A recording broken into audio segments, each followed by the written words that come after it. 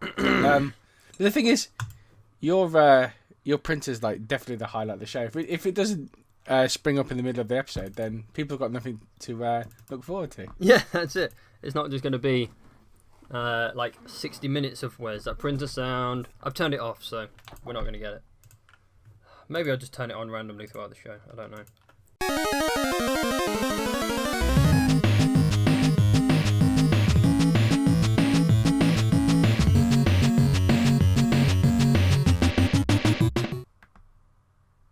It's another exciting episode of Nothing to Play with Kingy and Pondis.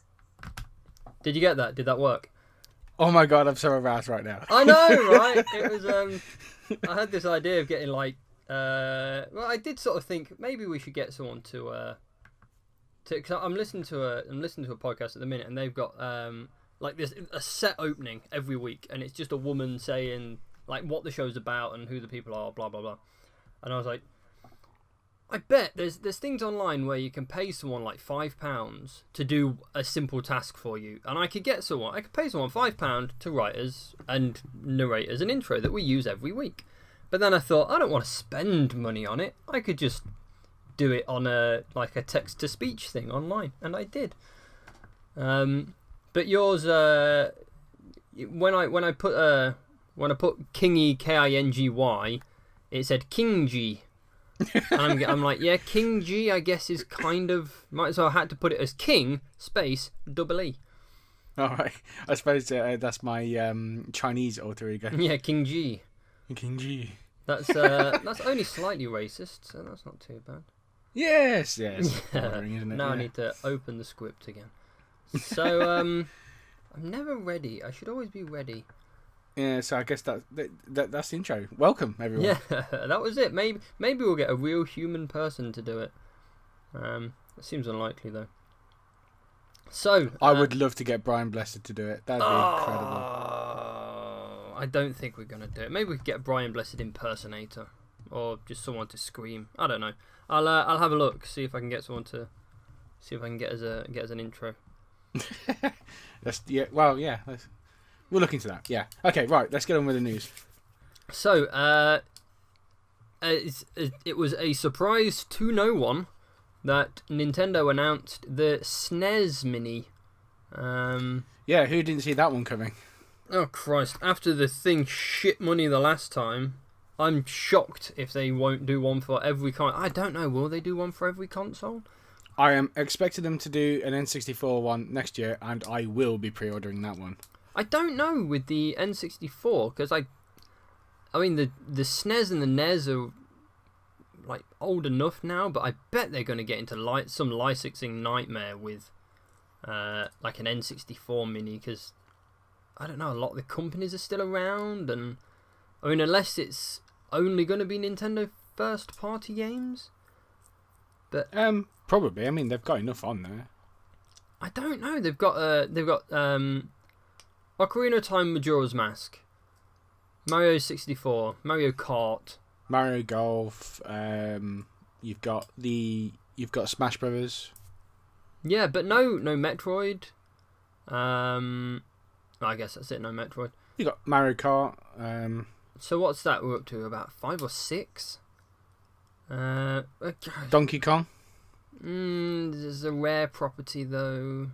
I don't know. No. That'll be owned by Nintendo. Oh well, I guess it's owned by Nintendo, but Rare made it. It's not a first party. I mean, how does that work today? I'm sure they'll be able to use it. It's their property, so they can just put it on. Maybe. I did read a thing a long time ago that sort of made me smile. When Microsoft bought Rare, they thought they owned Donkey Kong. Oh really? But it's a Nintendo IP. I mean, I don't know how true that is. Maybe they thought they owned Donkey Kong Country because that's a Rare game. But I'm not sure. Again, I'm not 100% certain if that is the case. It's only something you sort of read online.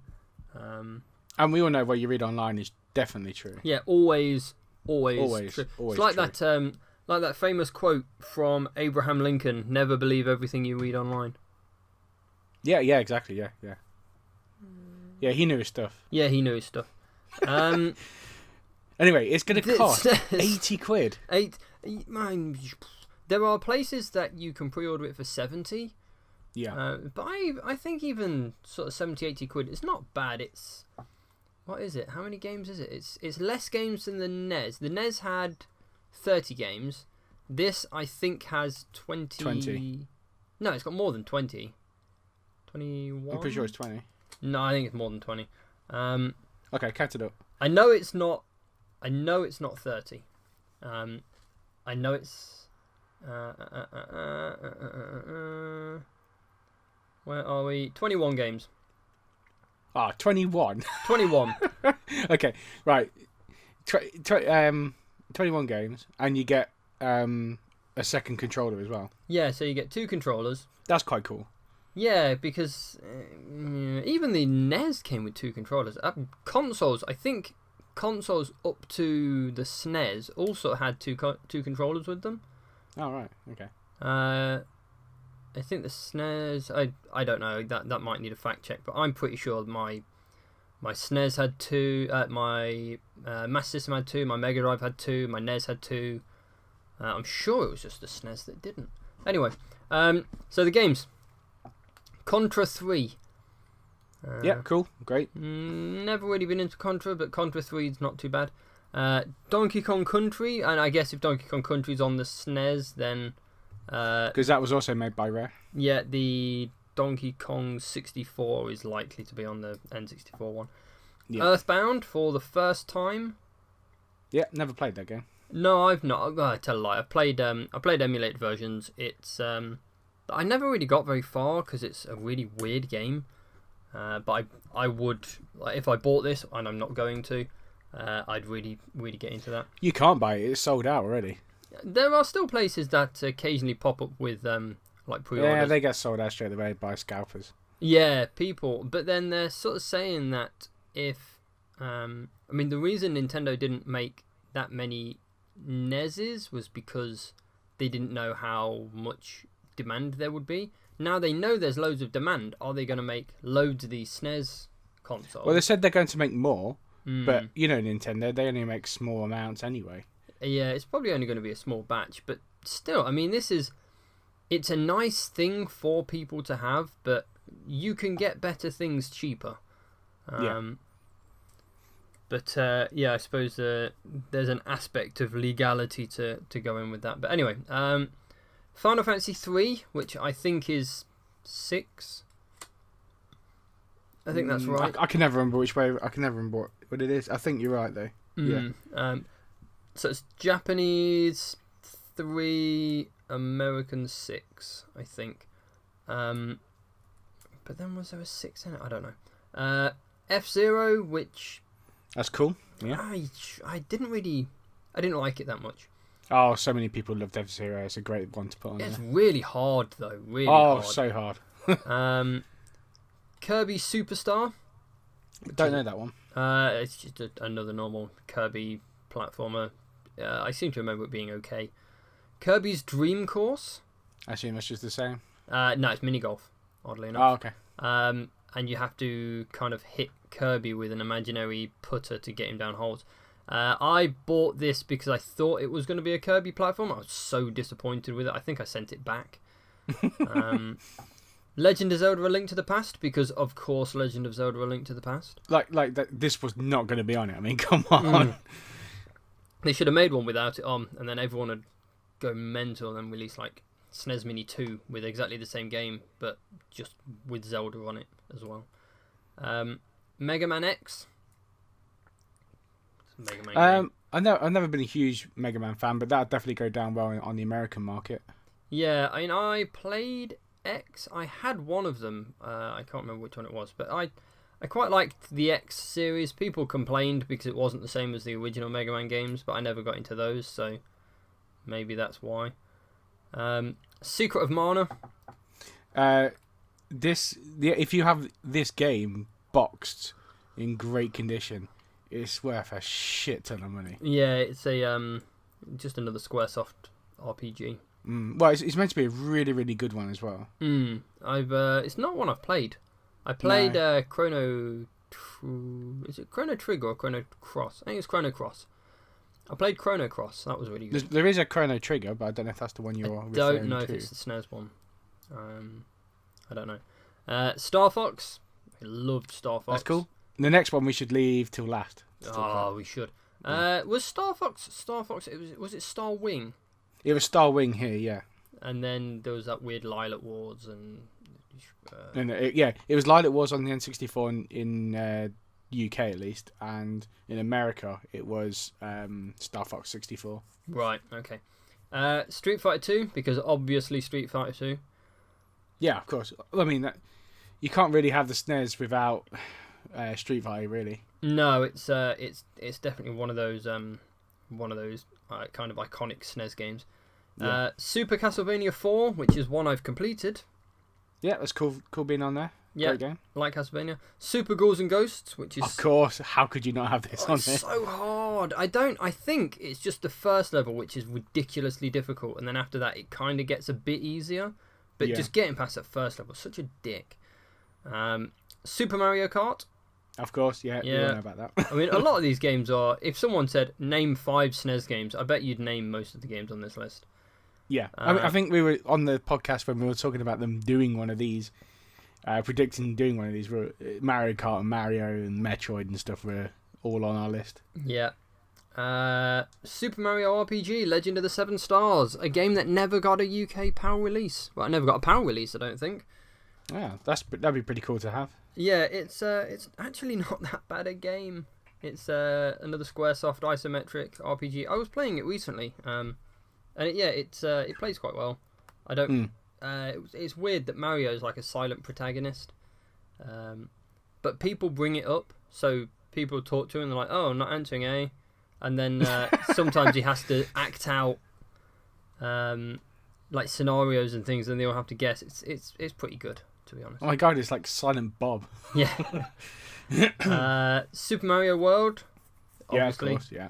Well, that's like the one you have to have on there, isn't it? It's still I think it's still my favourite Mario game. A lot of people say that. I've got it on the SNES. I completed the one on the Game Boy Color Game Boy Advance recently.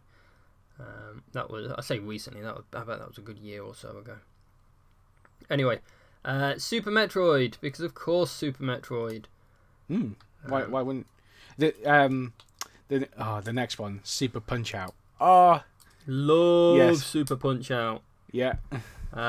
It's really just a rhythm game though. It's a rhythm game disguised as a boxing game.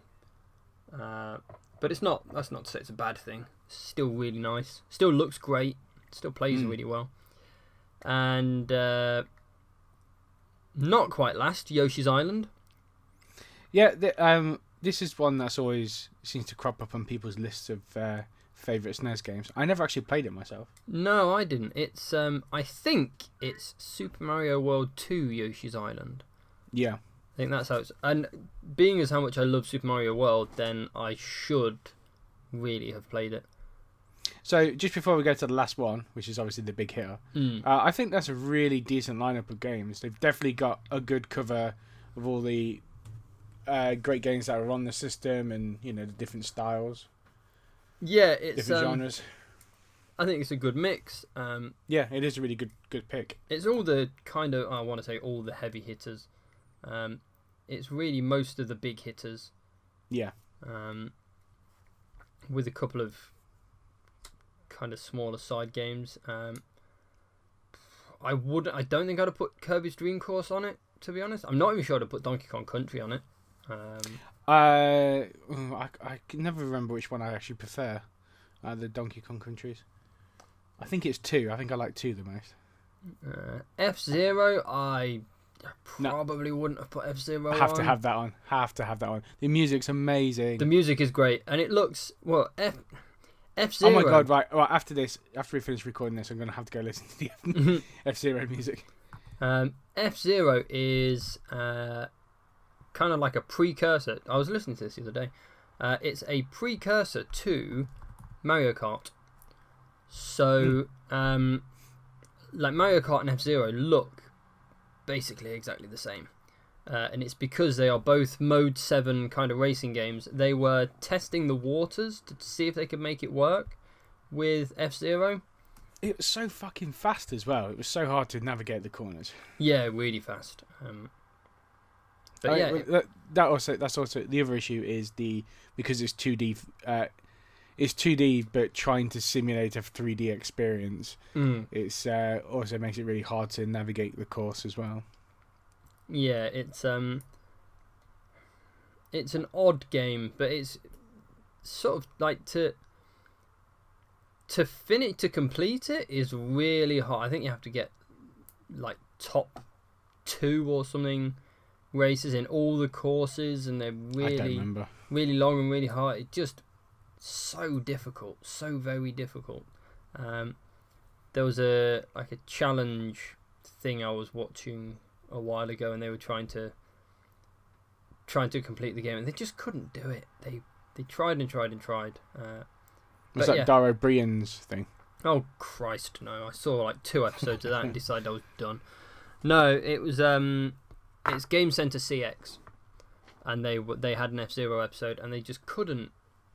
Like, they knew from the beginning. They said it's a really hard game, and ended up setting it to like the lowest difficulty, and then only just kind of squeaked past a revised challenge thing for like an easier game. It's just so hard. But yeah, so the last game. Do we want to announce the last game? Do you want to do it? I've done the others. You do this one. Okay. Well, I'm particularly this is one that actually when I saw it I was like, ooh, should I go pre-order it? Oh, everything's already sold out anyway. So it's a really big deal because this game was never actually released. There was a ROM that was put out on the internet and people messed around. You were able to play it, but it was never complete. Yeah. According to Nintendo, they've actually done some stuff to it, and it's essentially a proper release. So it's the first time you're ever officially getting to play Star Fox 2. It's I mean that's a really it's like a brand new SNES game. They've released a brand new SNES game. Yeah, it's exactly what they're doing. And because of that, you can't say what it's like, what it's about, how it plays. I assume it's Star Fox, but I assume it's the same as what the ROM that you can get available online, but I don't know if they've changed much of it at all. I don't know. We'll have to wait until it's out, I guess, to find that out. Yeah, I know literally nothing about it other than the fact that it's not been released. I think it's a hidden game. I say hidden. You have to unlock it. I think it's still there, but you have to unlock it by completing the first stage of Star Fox, which is not exactly a difficult challenge. No. But yeah, that's pretty clever. I like that. The other thing that makes me quite happy about this news, the fact that Star Fox and Star Fox 2 is on this. They've obviously got the emulator to emulate the SFX chip well. So maybe these games will start turning up on the Virtual Console now. Which will make me happy when I buy a Switch, because then I'm sure I'll be able to buy it on the Switch and play it. Yeah, I doubt this is going to be the only place Nintendo. It will probably be for probably this year, because obviously this will be for holidays again. But probably say maybe this time next year they'll announce it E3 and say, and now Star Fox 2 is on the Virtual Console to play exclusively on the Switch or something like that. I would love them to release it on a proper SNES cartridge. So. Do you know? Oh my god, I'd be buying that. You would buy 3 or 4 copies. I would. Christ. Yeah, I would be. I'd be pre-ordering as for every just like basically how this is going, it instantly will sell out. It would as well, and it'd only really be like collectors or scalpers that would collectors and it. Scalpers would be buying it, straight away, and they could charge £100 for it and it would sell out. Yeah, I think they would sell out pretty fast. But yeah. Well, we'll see if they do that. I don't think they will. No, because they've got to make a production and then they've got to test it, and yeah, they've got to have. It's a lot of work just to do that for one thing. But you never know. They might do it. They've got the money to do it, so. Yeah, and it'd play right into their hands with them releasing small numbers of things that like collectors obviously want. Yeah. So I think in that sort of respect, they would be likely. I think they'd be quite likely to do it, but we'll see. We'll see. Well, hopefully, yeah. But yeah, I think it's cool bit of news. It's a little more expensive than I was expecting. I'm not that bothered by actually buying it. If I found it, yeah, cool, I'll probably pick it up. But that seems unlikely, doesn't it? Yeah, exactly. It's already gone. So. But places are still kind of getting stock. Yeah, you just got to keep an eye on it, I guess. Yeah. I know someone contacted me today who doesn't keep up with this kind of stuff. But it was like, if you find it, let me know. I need to get it. So it definitely has that draw to it. Yeah, I wonder if they'll.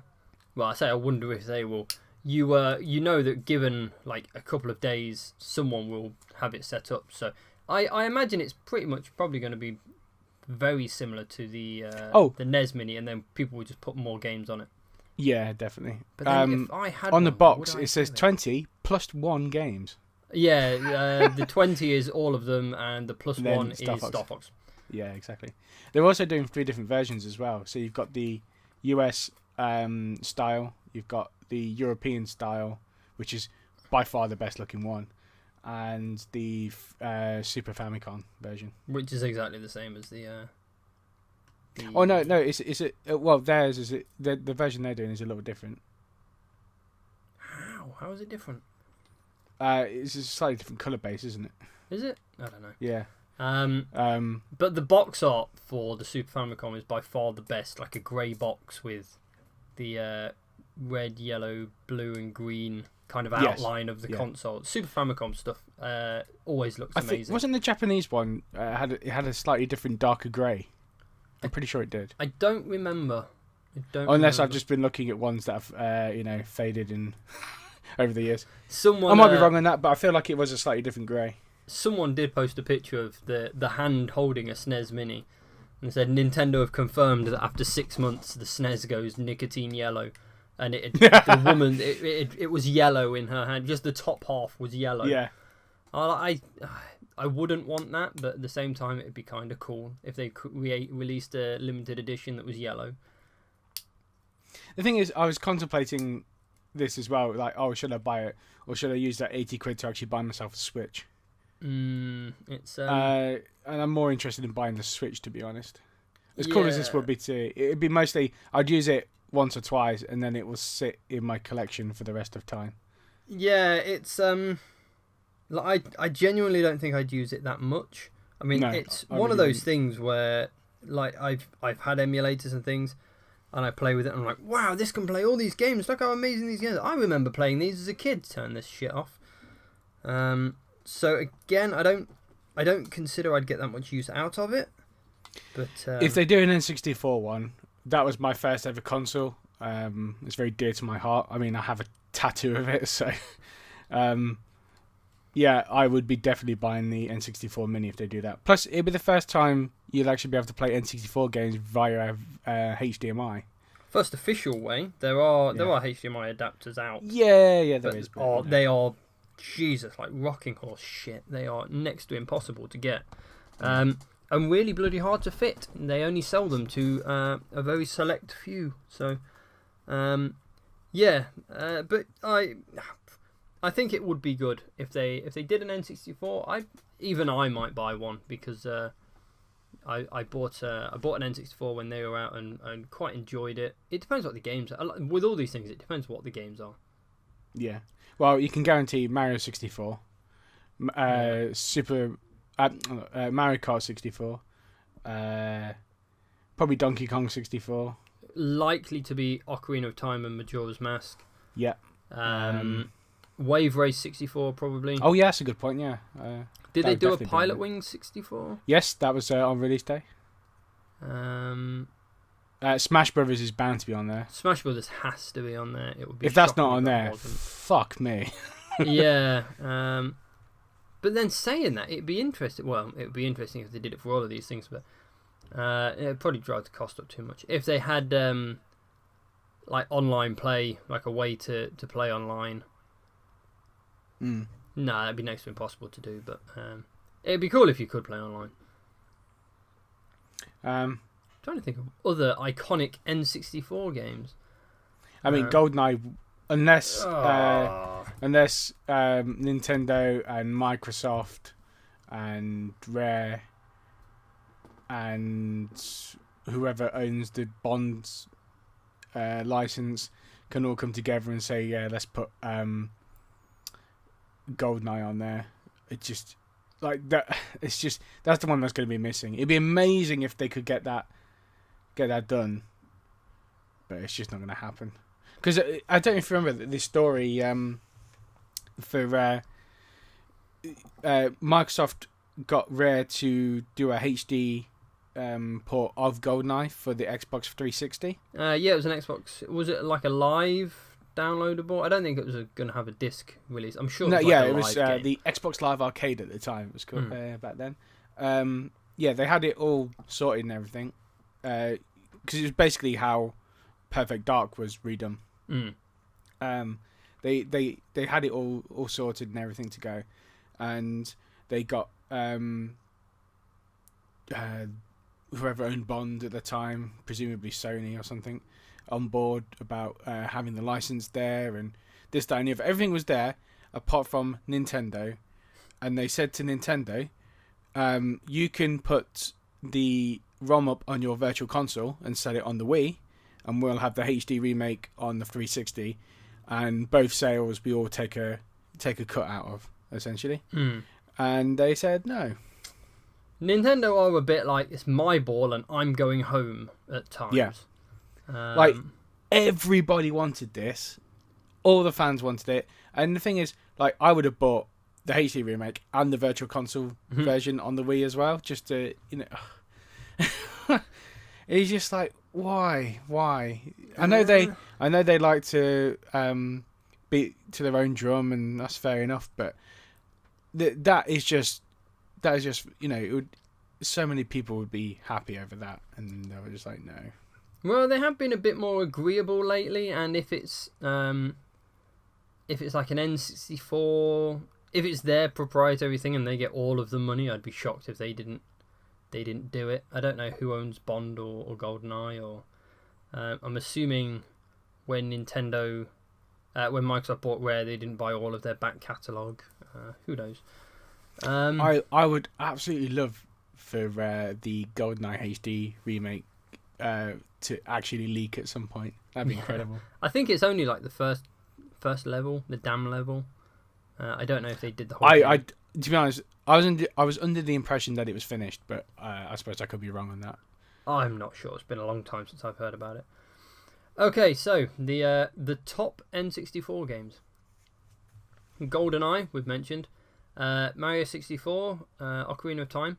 Perfect Dark. Perfect Dark's more likely to be on there than it is more likely, but that is a property owned by Rare, which is Microsoft's property now. Do they still have Rare? Do they still own Rare? Who, Microsoft? Yeah. Yeah. They're doing Sea of Thieves.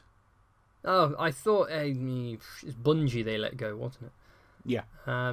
So Banjo-Kazooie again, Rare. Oh yes, of course. Yeah. But then again, and then you've got Diddy Kong Racing as well, which is Diddy also Kong. Rare. I loved Diddy Kong Racing. I don't know who. I don't know, because like the characters in that, I assume, are owned by Rare apart from Diddy Kong. So that'd be another interesting one to see. That won't get on there. Mario Kart 64 we've mentioned. Yeah. The one game that has had the one N64 game that's had like 1 million releases on other consoles. What is it? It's been on practically everything. I say practically everything. It's been on all of the Microsoft consoles. I don't know. Oh, yeah, it's you'll know it as soon as well, of course you'll know it as soon as I say it, because I've told you what it is. But as soon as I mention it, you'll be kicking yourself. Conker's Bad Fur Day. Oh, fucking hell, of course, yeah. So it's been on the original Microsoft Xbox as Live and Reloaded, and then it was on the 360. Was it in a compilation on the 360? I believe so. Yeah, I'm sure it was on it, and then it was on Rare Replay as well. So yeah, you cannot move for tripping over them. Star Fox 64. I've mentioned Diddy Kong Racing, Donkey Kong 64, Majora's Mask, Jet Force Gemini. Anyone? Oh yeah, that was always pretty big, wasn't it? Yeah, there was a lot of hype about it. I don't know. I don't think it ever really kind of lived up to it. It wasn't bad. It was one of those games where it had sort of like walkways, but you could kind of see the top of the walkway, and they were just kind of like paper thin trees, and it sounds really picky, but it really kills the immersion now. Banjo-Tooie, which is just Banjo-Kazooie really. My favourite of all N64 games, Blast Corps. Oh, I enjoyed that game. That was great. I really liked that game. F-Zero X. Forgot they made an F-Zero on the N64. Well, that's definitely going to be on there. One that I would be shocked if it wasn't, Pokemon Snap. Oh, yeah, of course, yeah. Really good. Really, really, really good game. For a game where you take photos of things. Spectacular. 1080 Snowboarding, Pokemon Stadium, Kirby 64, Turok. Oh, so bad. I love Turok. I really liked it, but it was so, like, someone put pictures of it online to, like, Turok was really foggy, wasn't it? And then yeah, you look at the pictures and you can see it'd be a next to muddy nothing. mess now. WF No Mercy, Oh, yeah, that's not going to be on there. Rogue Squadron, really good game. Shadows of the Empire, again, really good game. Oh, but that's one of my all-time favourite Star Wars games. It probably is my favourite Star Wars game. Now that it's Disney, I don't even know who would own that property now. No. I suppose Disney, because it's LucasArts owned it, so they own LucasArts. I guess it's Disney. Paper Mario, which is, I'm told, that's a definite going to be on there. Yeah. Ogre Battle 64, which I think got a release here. Body Harvest, which was okay-ish. Beetle Adventure Racing, I quite enjoyed that. Yoshi's Story, which wasn't great. Space Station Silicon Valley, which was surprisingly good. Mystical Ninja, which I always wanted to play and never did. Yeah, I always wanted to play that, but never got around to. Mario Tennis, I think we've mentioned. Bomberman 64. I'm just reading through the entire list of this list is massive. What was that? Is that 20? I don't know, loads. I'll just rattle off a couple more. Mario Party 2, Turok 2, Pilot Wings, Mischief Makers, Rayman 2, Resident Evil, which is probably never going to be on there. Episode 1 Racer, Excitebike 64, that would have to be on there. Snowboard Kids, don't know about that, I don't know who owns it. Tetris Sphere, maybe. Doom 64, who knows. Operation Winback. WCW NWO. No. Mario Party 3 and WrestleMania 2000. Oh, yeah. So, basically shit tons of games. There's so many games that we choose there. They'd have to do... Oh, they'd have to do 64 games. Oh, that'd be fantastic. The Nintendo 64 with 64 games. That'd be... Well, to be fair, you'd have the NES with 8 games. That'd be a real rip-off. The SNES with 16, that wouldn't be too bad. And then you jump right up to 64. We've got to get off this. We've been on this for like 30 minutes, and we were like, this will be a short one this week. But there's so much to talk about. It would be really cool on the N64 one if you could actually use your N64 controllers. The others were, I think the SNES one lets you use your own controllers. It looks like it, but then I'm not sure. But then why would you give them 2? And are they a bit... Anyway, yes, let's go to the next topic. Yeah, so John Romero is selling his copy of Doom 2 and will sign it if you want. Of course you would have him sign it. Why wouldn't you have him sign it? Yeah, why would you not? I don't know. It actually sold. Did it sell? How much did it go for? Well, it's 5 discs. It's not boxed. There's no manual. But it's version 1.7. So I don't know exactly obviously that's not the very first version, but I don't really know what sits in the versions. But obviously he's going to sign it, and you know that it's come from John Romero. So how much do you think it's gone for? Is this dollars? I'm assuming it's dollars. It's dollars, yeah. $10,000. Oh, yeah. Well, it's a bit too high.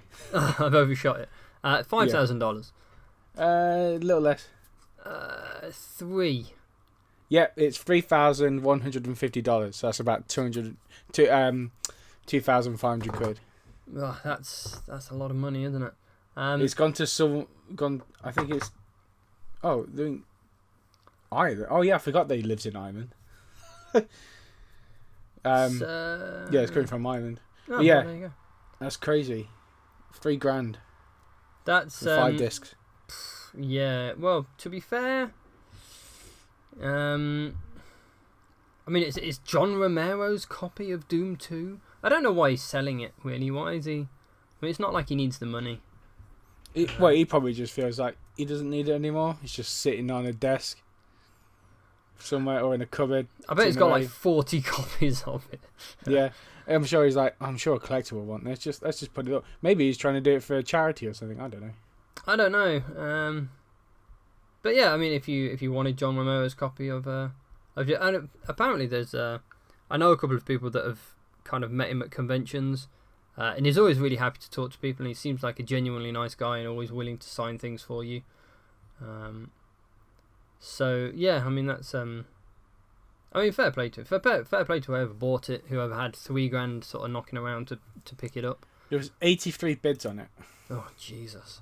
I'd like to have. Apparently, it started at $10. I'd like to have been that $10 bidder, just to be like, yeah, I had a hand in this. Yeah, it's crazy. 1, 2, 3, 4, 5, 6. I don't know what you're counting. You just 7, 8. It looks like there's 8 different bidders on it. Just 8 different bidders who have just gone for it. Well, fair play to them. Hopefully they're not just going to. They're obviously serious collectors. Yeah. Yeah, that's pretty cool news. Have you got anything else to add to John Romero and his copy of Doom 2? Not really. It'd have been cool to have it, but I'm not going to spend that kind of cash on it. I think if I had the amount of money to buy it, I would. I'd probably visit John Romero and have him sign it in person. And yes, yeah. I want to say look around his house, because you kind of imagine he has like giant Doom statues and like a room just full of his like original design doc. It's probably just like a very normal house. His wife my house would not be normal. I mean, the games I've worked on, I've framed them and put them on my wall. But you're a very sad little man. That's true.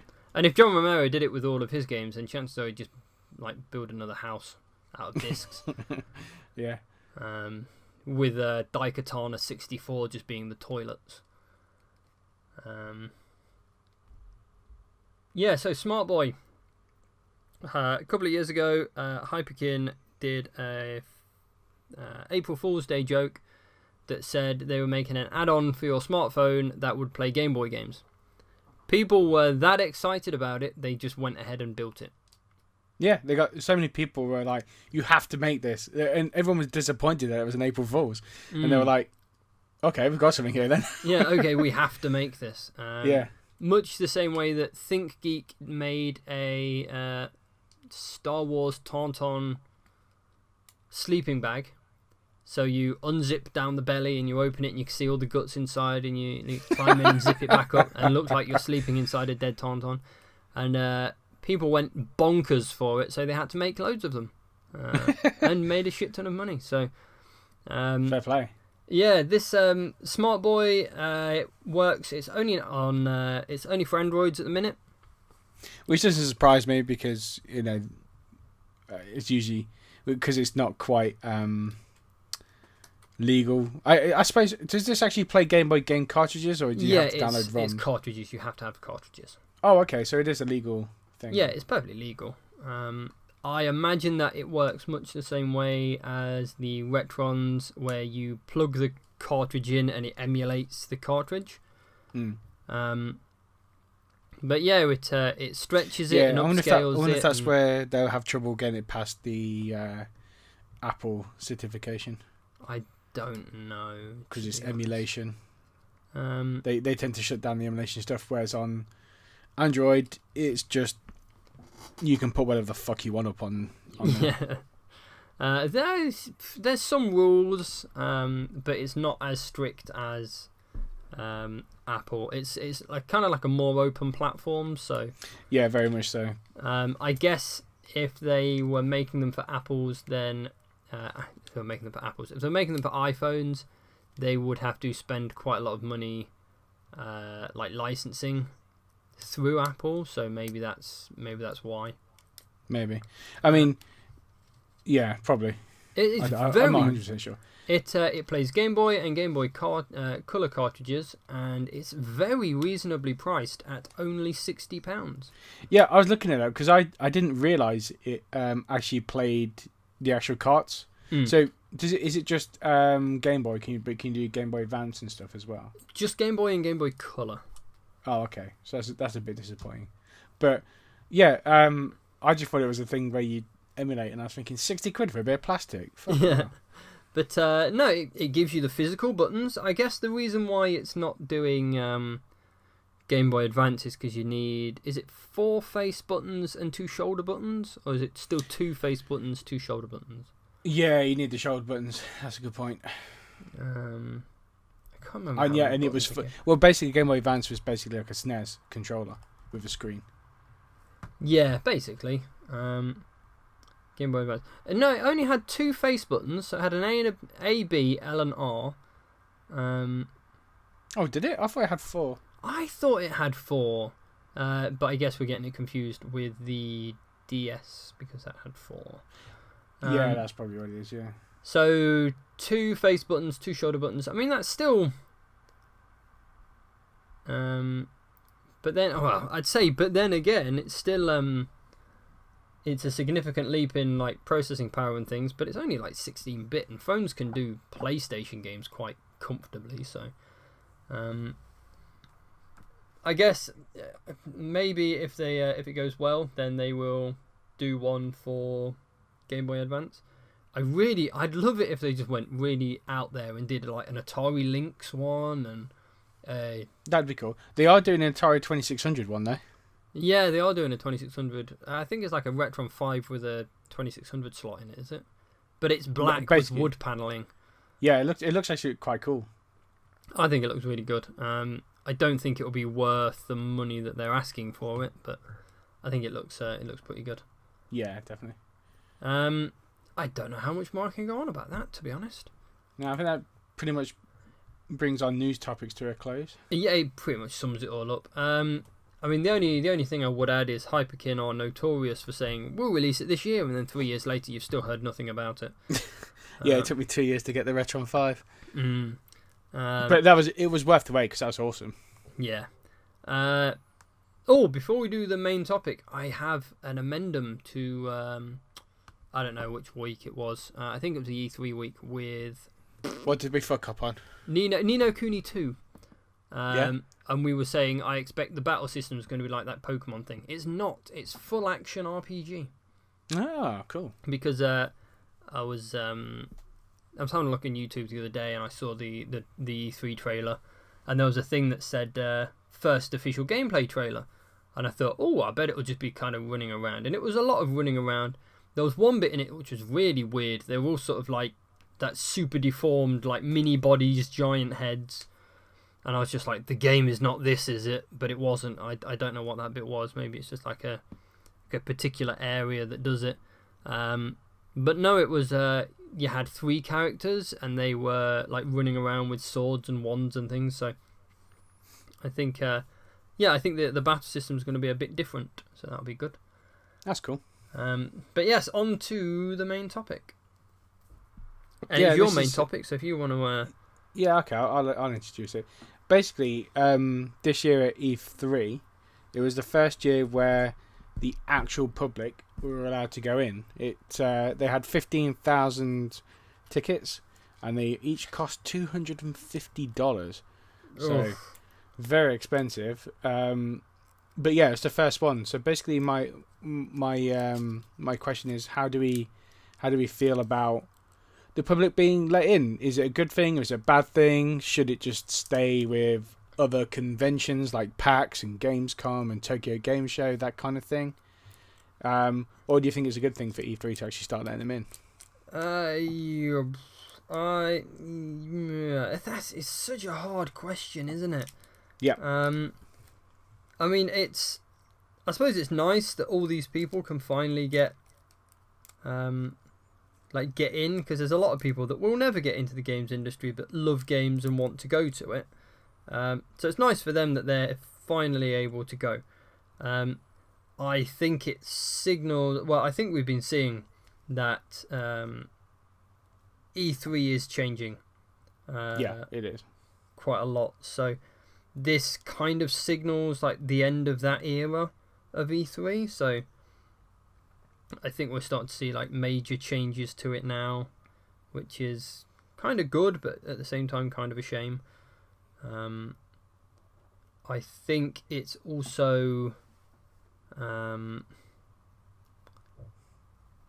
it makes it kind of much more difficult, because they were saying that I was listening to a podcast where people were talking about it who had to go for their jobs, and they were saying that it wasn't like you had one press day and then the general public were allowed in after that. Everyone was allowed in all at once. So instead of having sort of 60,000 people, you suddenly had about 90,000 people, and it was really difficult to get like hands-on time with games. I mean, they had no access to any of the developers, so the interviews and things went ahead anyway. But to get hands-on with games, certainly the like smaller indie games where they weren't given like an interview because they were kind of too small to kind of get one, and they thought, hey, we'll try some of these smaller indie games and try and talk to the people. They had no chance of getting near them.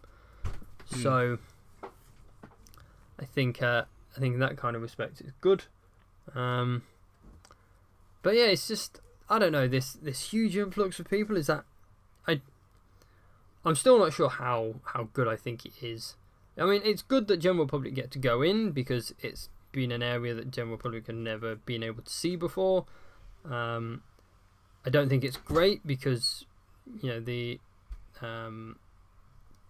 what's the word I'm looking for? The journalists who like share their, like, general public will go in and say, yeah, that was great, but they won't tell like 20,000 people about it, and they won't share it with their friends. It's the journalist's job to write the articles and sort of share their impressions with the world. And I think it's sad that, you know, some of the journalists weren't able to get that much hands-on with games they wanted to share, so perhaps couldn't tell everyone about it, everyone who couldn't get to E3. So I'm not sure, really. Long story short, I'm still not sure. We'll see how it kind of pans out over the next couple of years. I think it's definitely beginning to change, and in a way I don't think E3 will ever be the same again. Yeah. Well, but so let's take it all the way back. Let's go. Right. It first started in 1995, and it was designed for. It was initially designed for basically people that, you know, shops and stuff that actually sold games, to actually go and have a look what games were coming out for the Christmas time, so they can put in pre-orders of how many they want of each game that they think is going to sell around that Christmas time. You know, that's basically all it was for. And also, obviously, the media was contacted to go as well, so they can cover it and also do previews for games for their for the magazines and whatnot. So that's basically what it was, and then it just built up over and over and over years. I first heard about it in 1996 in I believe it was a Games Master magazine. And then as soon as I heard about this magical, mythical place where you can go play the latest games, I was like, I want to go. I want to go to this place. And I was always wanted to know where it was. And then later on, I found that it was held in Los Angeles every year. And I'm like, so I've got to get to America to do it. And then I found out you can only go if you're part of the industry. So it was always this mythical place where you could never actually quite go. Yeah. So over the years, all the big reveals started to happen here, and it was the place to go. And then with the rise of the internet, with faster speeds and streaming services, they started to stream the conferences, so the public started to get involved. And it was just a really big thing. Microsoft and Sony and Sega were battling it out and trying to be, the ones that people came away talking about. It just became massive that way. And then because of these streaming shows, you got first look at the games, people playing them on stage, and everyone knows about E3, so I don't need to go too much into it. But yeah, it was just it's just this magical place where the industry comes once a year and just celebrates the games and what we've got to look forward to over the next the rest of the year and the years to come, and obviously showing off the new consoles and everything like that. So it's everyone's dream to go, especially mine. It was my number one item on my bucket list to go. So fast forward a few years, and I eventually get into the industry, and then I actually apply and I get to go. And obviously, because I'm in the industry, it didn't cost me any money. It just obviously my flight and accommodation to Los Angeles, but to actually get into the show, it was free, and I got to go around and I got to play loads of games that were coming out. In when did I go? 2015. That year, I was chatting to people that had been there, for quite a few years, and they were saying it was a year that not so many people were there, and it was also people were starting to question, well, how relevant is E3 now? Now that Nintendo doesn't hold a press conference there anymore, they go straight to their direct. It's expensive for the companies to have these booths to actually show off the games, and it's actually much. The thing is now the companies don't need the media as much to advertise their games, because they can go straight to YouTube and Twitter and social media sites, and people like them, so they've got that access to the fans directly now. They can actually control what they want to show off and when they want to show it. Bigger companies don't even bother with E3 now, like Activision. They just don't care. They have their own thing. So over the years, it's been like, how relevant is it? I want E3 to be relevant all the time. It's my favourite time of the year. I always joke that it's my religious holiday. It's my Christmas, and whatnot. Because it essentially is. It's what I look forward to most. I always take time off work and I watch it live, streaming it. I've been doing that for like 8 years now. Obviously, with one of those years, I actually went, so that was incredible. Actually being there, I was able to get around fairly easily. It was a lot of people, but it wasn't too crowded. I was able to get on a lot of games fairly quickly.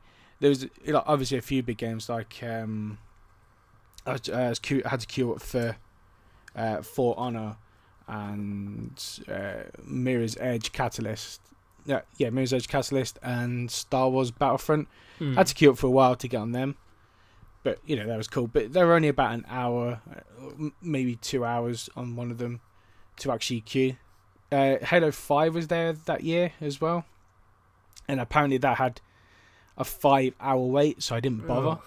But I really wish I did know about it, about this particular bit of information, that the HoloLens was there, that you could actually have a go while you're waiting. Oh. I'd have been all over that. So Yeah.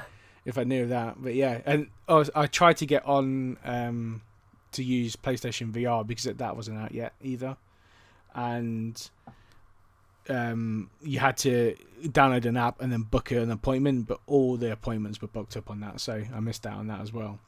Yeah. But yeah, I got to like I say, it was one of the best moments of my life because I got to actually attend this and meet so many people in the industry. It was really cool. That year, I know that the ESA had given out 5,000 tickets to companies and did competitions, so members of the public or whoever these tickets went to, they could give them out to people that weren't necessarily in the industry, so they could attend as well. So there's an extra 5,000 people that weren't supposedly weren't part of the industry that was there as well. I worried that it was like you were saying earlier, that it's going to stop people from the media actually being able to do their jobs to cover the games, because it's absolute chaos. You've got especially this year, it must have been absolutely nuts because you had press conferences on various different days, and then you've got the show floor for 3 days as well. So I kind of feel maybe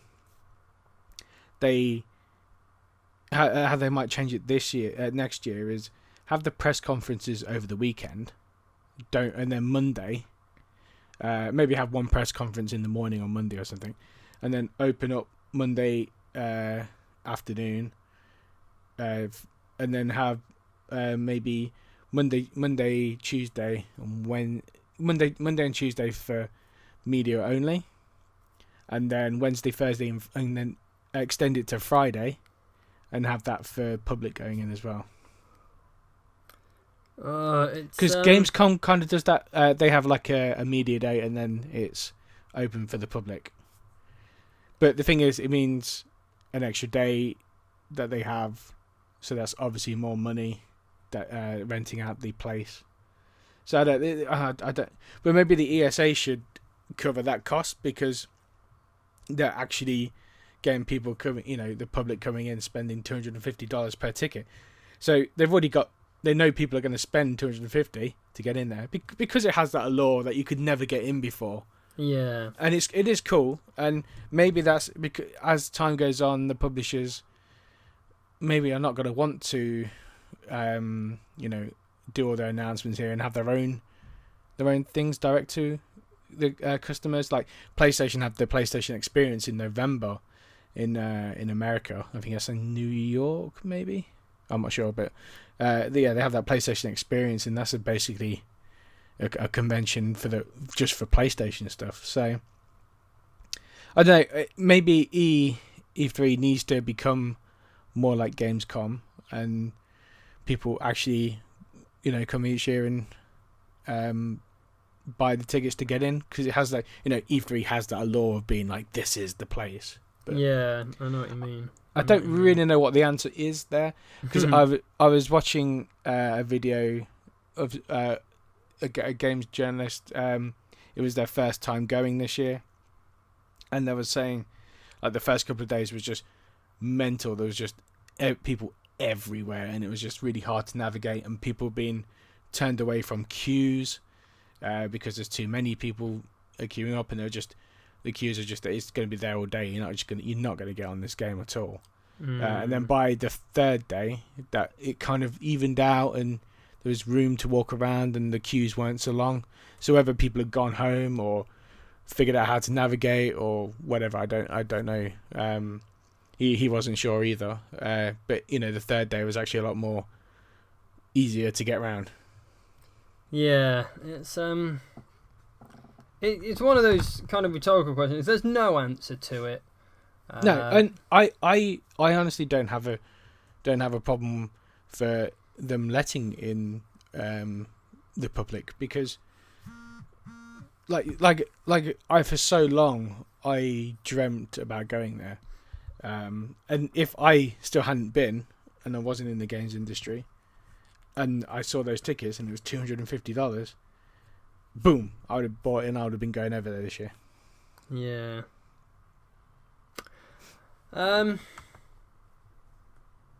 Yeah, I don't know. It's I kind of feel like I don't know if I feel like it's changed too much now. So like the E3 of the kind of like the E3 I fell in love with doesn't exist anymore. But I think yeah, it might be good. It'd be better if there was like the whole E3 show and we were the only people there. That'd be amazing. That won't happen ever. But yeah, I don't know. I think it's definitely changing, and I guess over the next couple of years, hopefully we'll get to see how. But I think it comes down to a lot of it comes down to money, and whether the companies still see it relevant to spend that kind of money having a booth to show off games when they could just take those games to, they can take it straight. They can take it straight to YouTube and show let's plays and stuff of their own. They can take it to the media when they want. They have their own little media events, like because all companies still do that anyway. It's like, do you really need to spend all that kind of cash just to generate some buzz about your game when there's so many other people trying to do the same thing on the same week?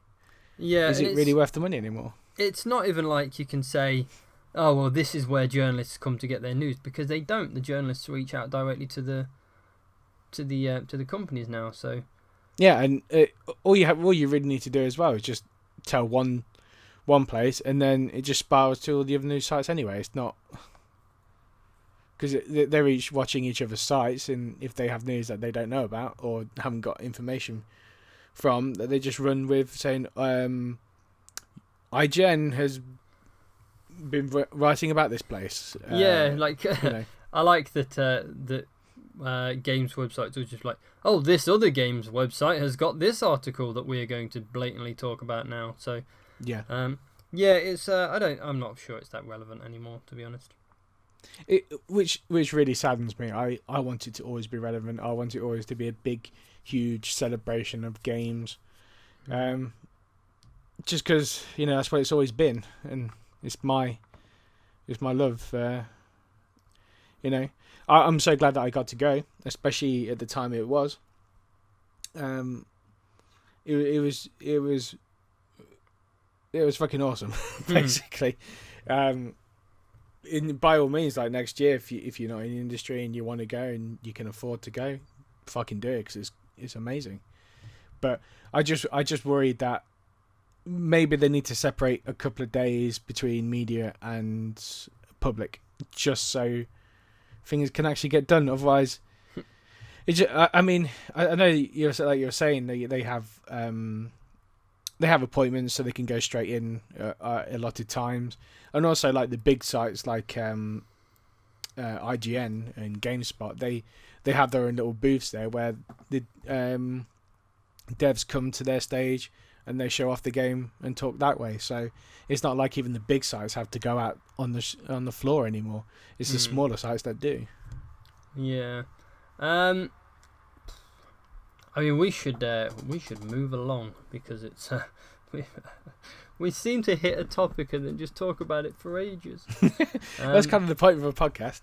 Yeah, kind of. But we were like, this one's got to be short because we're on a time frame. Yeah, I know. Well, I just have to stay up late editing it. Yeah. Okay, so well, okay, let's summarise. So we both don't think it's a bad idea, but E3 is definitely going to change, and we're going to have to kind of wait to see what happens over the next couple of years. Yeah. Exactly. Yeah. Okay. In a nutshell, I think that's about as plain as we can get it. So, where are we? So, what have we done? What have you done? We've not even. We didn't do this last week. We forgot about it. Did we? Oh, we were probably over time anyway. Right. What games I'm playing at the moment? I'm still playing through Horizon. I'm now 24% through that. I'm only really getting time to play that at the weekend. So, when. Because it's such a massive game, but it's so fucking cool. I've learned a bit about the backstory now, and I'm just still left with loads more questions. So I can't wait to get back on that and sort that out. I attempted to play Jurassic Park, the Telltale game. It's fucking horrendous. So I uninstalled that. Yeah, it's so bad. It's just quick time after quick time after quick time. Ah, lovely. And the acting's horrendous in it. No, I had to just stop. I wanted that to be awesome because I love Jurassic Park, but no, that's terrible. So I uninstalled that, and then I installed Fahrenheit or Indigo Prophecy, depending on which side of the pond you're on. Because I always wanted to play that, and I started playing it with a keyboard and mouse because I play it on PC. And just in the first area of the game, you're in a toilet, and this guy's killed himself, but it looks like you've killed him. So you have to clear up the mess, and there's a cop in because you're in this like little diner in America, and there's a cop that's sitting outside having his breakfast, and he's about to come into the toilet, so you have to try and clear up.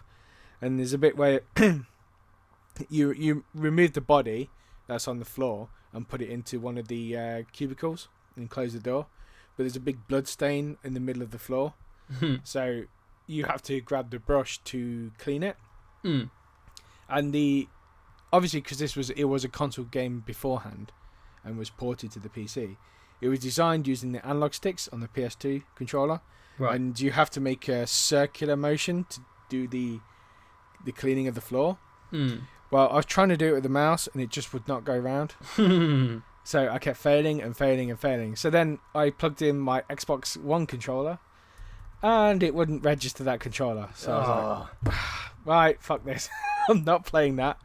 So I've just bought Firewatch on the Steam sale. I just started playing that today, and it's fucking hilarious at the start. You have a little intro, and it talks about your wife, and it goes along with what's been going on, doing this backstory. Yeah. And then you get this job as someone who works in the forest in a watchtower to keep eye out for fires. And there's these fireworks that start going off, so you have to go over and find out what's going on to stop these people from setting them off. And you find all these beer cans, and there's a fireplace and everything, so you start clearing up, and then you're going along and you find some clothes items like t-shirts and shorts. Yeah. And because at this point I'm just thinking, there's a couple of guys, just they're gonna get pissed and I'm gonna have to have a fight with them at some point or something like that.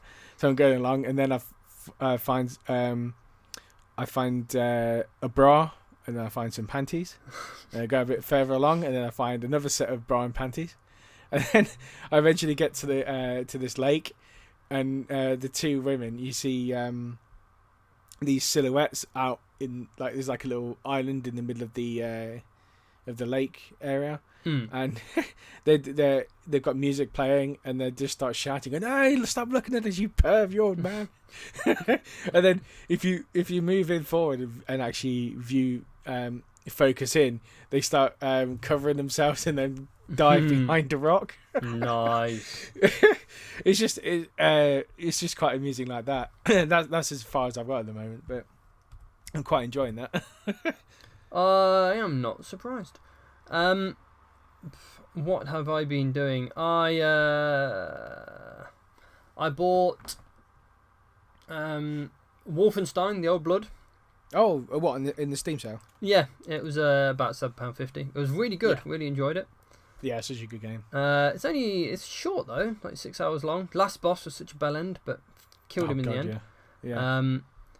Yeah, really enjoyed that. I looked through my Steam library for games that I'd never played, and there was one called Savage Lands.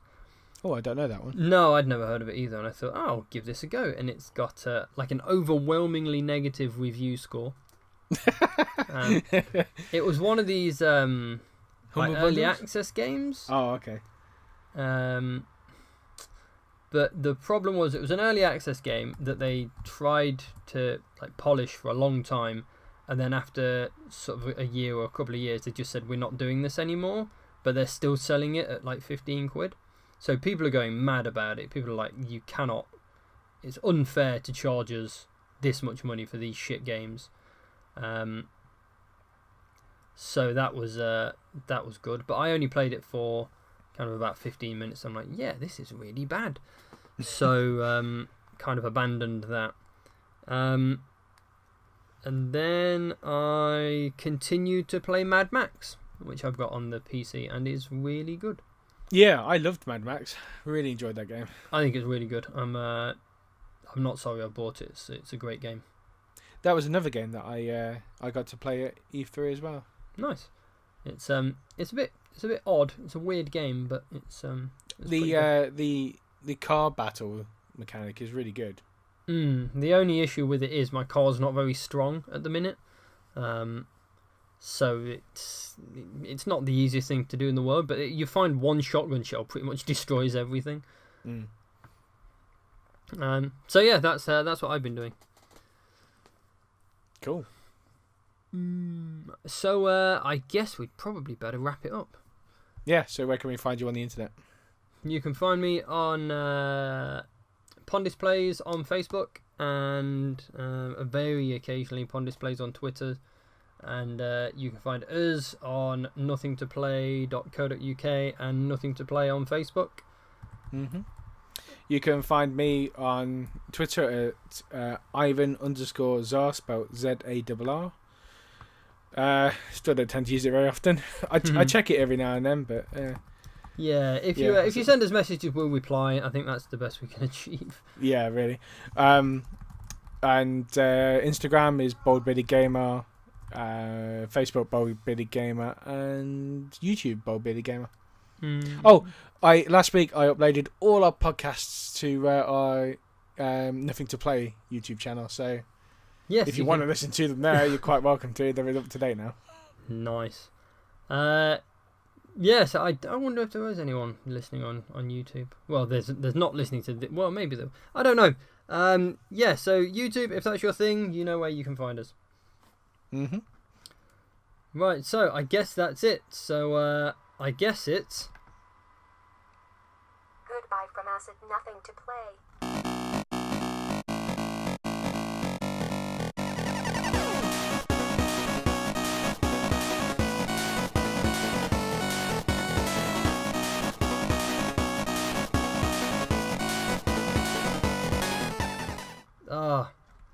Oh yes, just play it again. That'll be the end.